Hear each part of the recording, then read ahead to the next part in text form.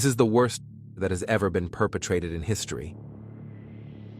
It involves a coffin, a lot of food, and a method capable of terrifying even the bravest. What was it about? It's so dark, it's almost unbelievable that someone managed to think of it in the first place. Records say that this procedure was created in the Persian Empire, which sounds quite strange, since the laws of this civilization could be considered more flexible than others.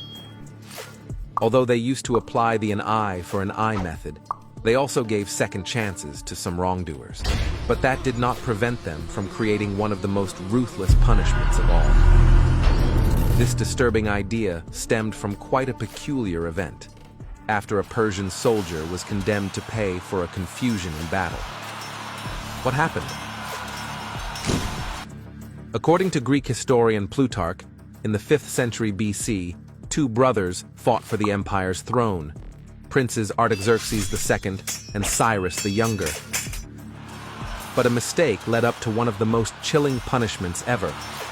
In battle, Cyrus decided to strike his brother without hesitation.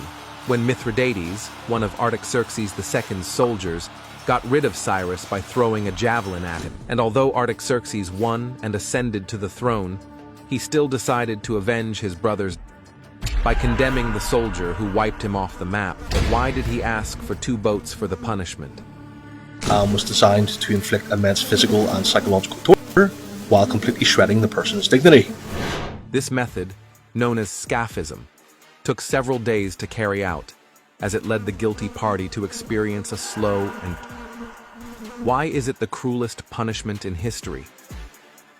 In this case, soldier Mithridates was laid in a wooden boat with another boat on top to simulate a coffin, and with holes to stick his arms and legs out.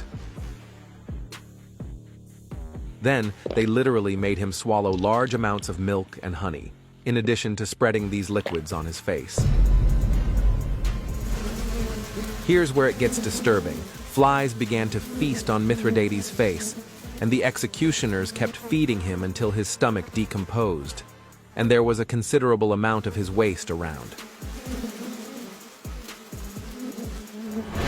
At this point, it's better to leave the explanation of what comes next to the records from the time.